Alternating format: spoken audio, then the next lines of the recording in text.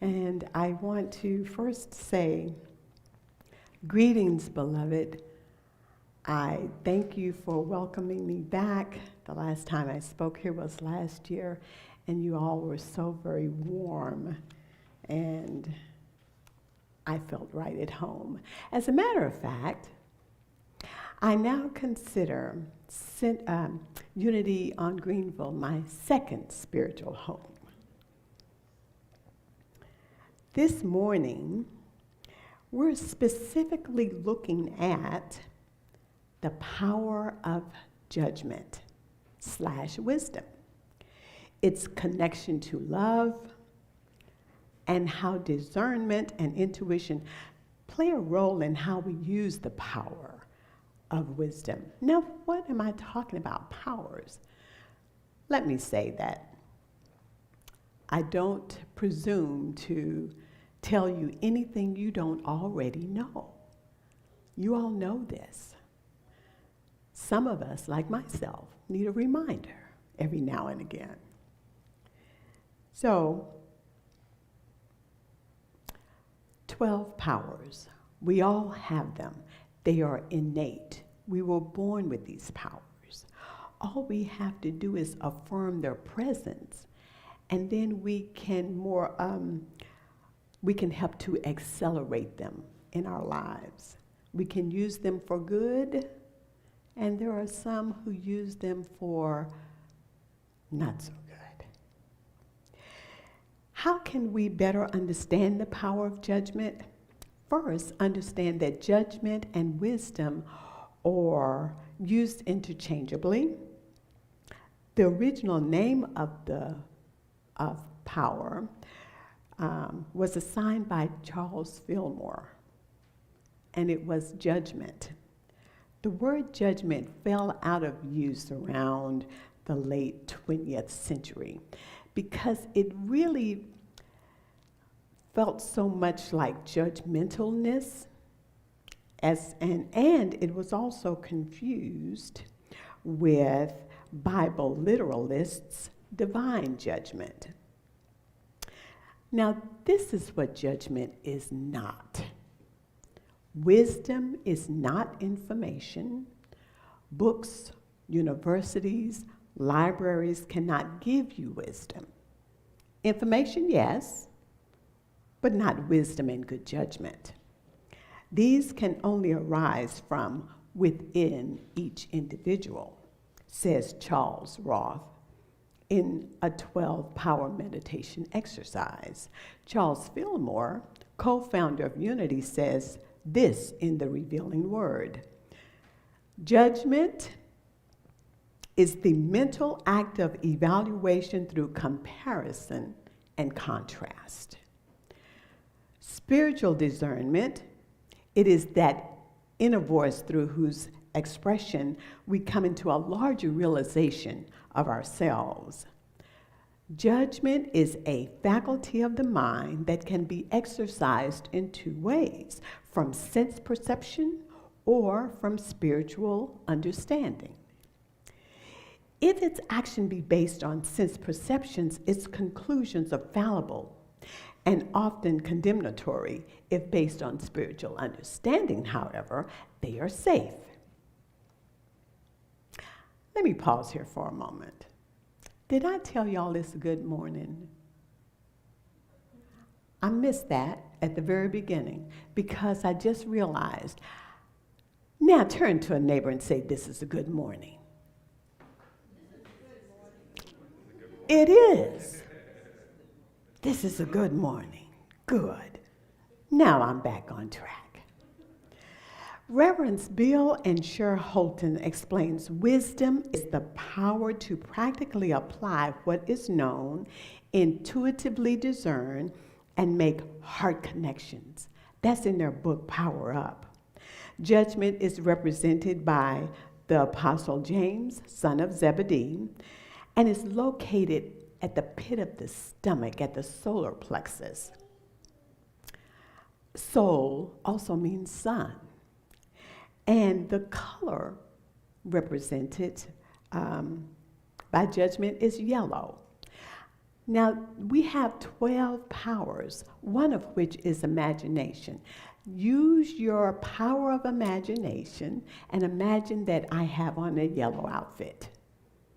My yellow outfit, I have one, and it is ready to be refreshed, not ready for today. The power of judgment is linked with also the power of love. That's represented by James. Now that we understand judgment, what judgment is and what judgment is not, how do we use it? Don't pick on people, jump on families, criticize their faults, unless, of course, you want the same treatment. That's from Matthew 7:1. This is a passage from the Message. It's a Bible written in contemporary language. So how do we use it? We use judgment and wisdom with love. While we're all the same on the inside, as an individual expression of God, we look and act differently. We might say when we're upset, I don't like the way that you do things. Well, that's too bad. No, someone might say, or we might say to someone, well, that's too bad, and mind your own business. Instead of that, though, what we could say in a more loving way, you do things in a particular way, and that's good. That's one approach. I've done something a little bit different. Please take a look and share your thoughts. Now, what a way to start a dialogue, don't you think? With wisdom and with love. Now, I'm going to invite you to stand up. All rise, here comes the judge. Now, find 3 people and say, I am the judge, but I judge with wisdom and love. 3 people.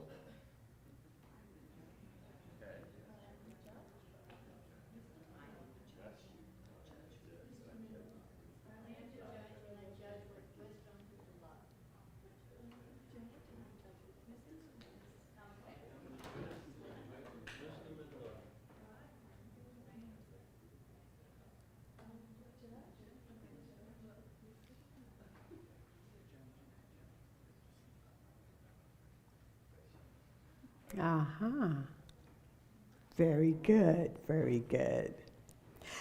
Now we're going to do an affirmation and just repeat after me. I affirm that from this sacred place of wisdom, discernment, and love, from this place of wisdom, discernment, and love, I am spirit-led. I am on this journey of life. I am on this spirit of life to learn more and dive deeper into my innate power of wisdom, so that I may be the very best human I can. These abilities have been with me from the very beginning. I came into this physical world with everything I need for a lifetime here. Now breathe that in. Now look at discernment. Discernment is the ability to not rely upon facts, but upon principles in decision making. Discernment is exercised through a process that includes questioning, meditation, and envisioning while suspending judgment about any divine ideas generated. Now let's look at intuition. It's our internal guidance system. And Reverend Linda Martella-Whitsett says this: it is our aha and our power. As we practice right judgment, evaluation, and discernment, we activate and become familiar with the methods by which our infinite self takes charge to express wisely. We may see images, we may feel something on the inside like an electrical charge, we may hear a directive like do that or don't do that, check those tires, walk away. And we may suddenly, without contemplation, just simply know what to do. Now love is that drawing power of the mind, says Fillmore in Talks on Truth. It shines on us. It shines on everyone, on every path. It is magnetic. I want to tell you a story about how Jesus used the power of wisdom and love and also faith. You know, Jesus had 12 friends. He was closest to 3, Peter, James, and John, the brothers. So Jesus got a message. He got a message from that Jairus' daughter had died and there was no need for him to come. Jesus told Jairus, do not fear, only believe, and she will be well. When he arrived at the house, he only permitted wisdom, love, and faith to come in with him. He told them not to weep. She was just sleeping, and they laughed at him. You see, the power of wisdom, love, and faith, coupled with discernment and intuition, must have been present because Jesus said to the girl, he took her by the hand and he said, rise up. Her spirit returned, and she did actually get up. He told people to give the child something to eat. Now, if I had my way, I would have brought some food, yellow food, bananas, some squash, some pineapple. So imagine you're tasting all of this. Take whatever you want of those yellow things, those yellow food items. So along with wisdom, love, and faith, Jesus must have leaned into the oneness that we know as our Father God.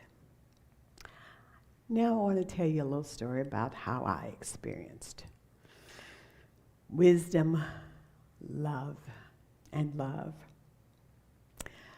June 1st of this year, my aunt, Nabia, she and I were around the same age. We were in the same class growing up, and she passed over into pure spirit.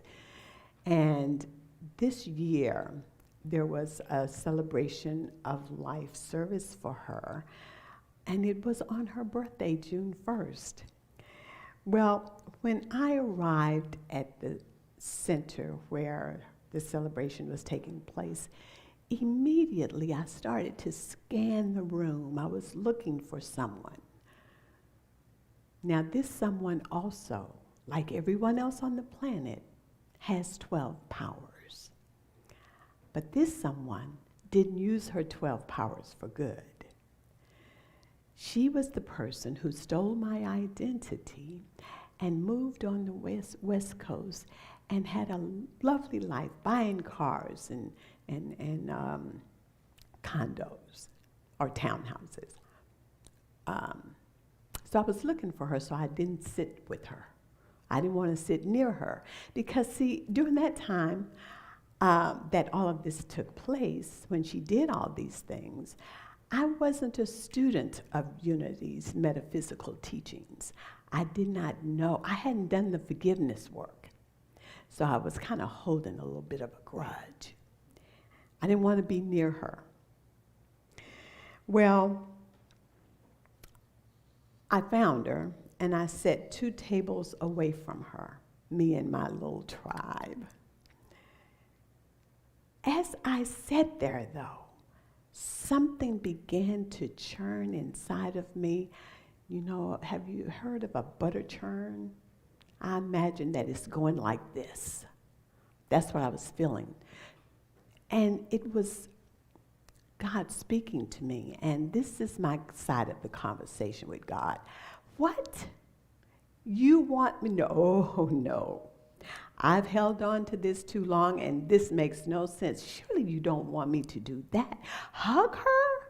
Oh, no. But I sat there, I was restless. Let me tell you what happened. I had to make a note of this because I wanted to tell you exactly the way it came up for me.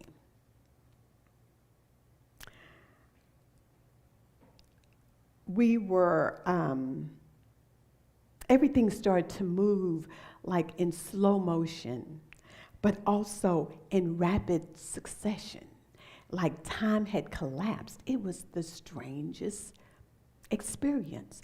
Before I knew it, though, I was actually over there holding her. I was hugging her.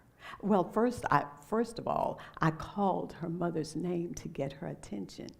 And she stood up and she called my name, and I just hugged her. Hugged her tight. Hugged her even tighter.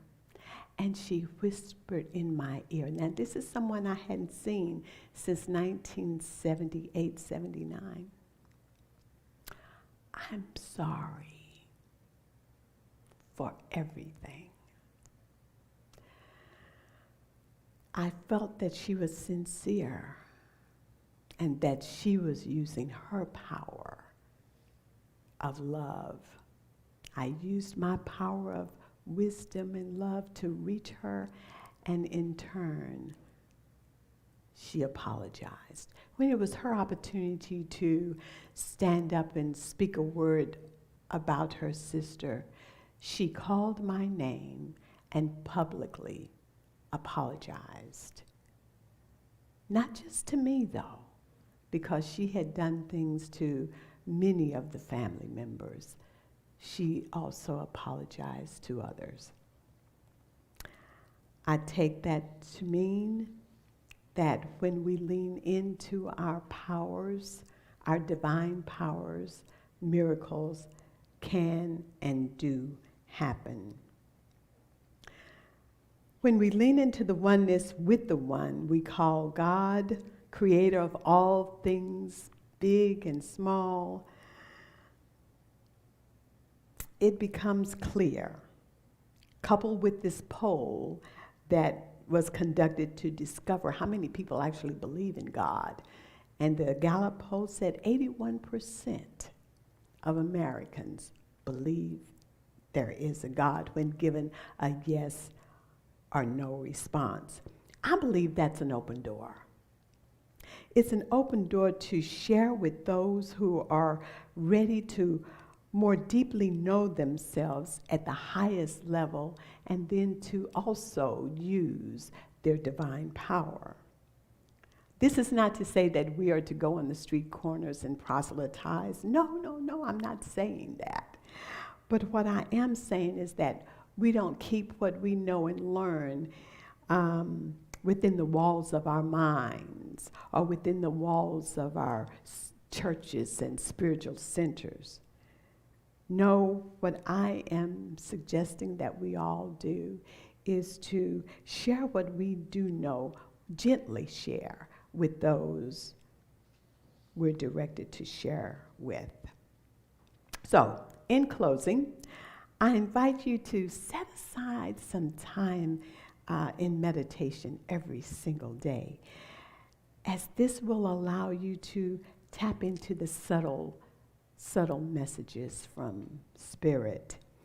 And when we make meditation a part of our daily routine, the results are many. One of those things is you have a clear mind, and you can recognize those subtle messages from God. Wisdom, discernment, and love can only arise within us. How do you know when you've used right judgment or wisdom? This is how. It is when you feel a sense of well-being within, and when you can rest easy at night, sleep well. It is when you are not confused, but rather inspired. When the question arises, is it God speaking? Is it me? The answer, so says Reverend Linda, is yes, it is. It is oneness with a capital O. So with this, I will say, divine wisdom now guides me to my next step. I encourage you, I invite you to let those words also be yours.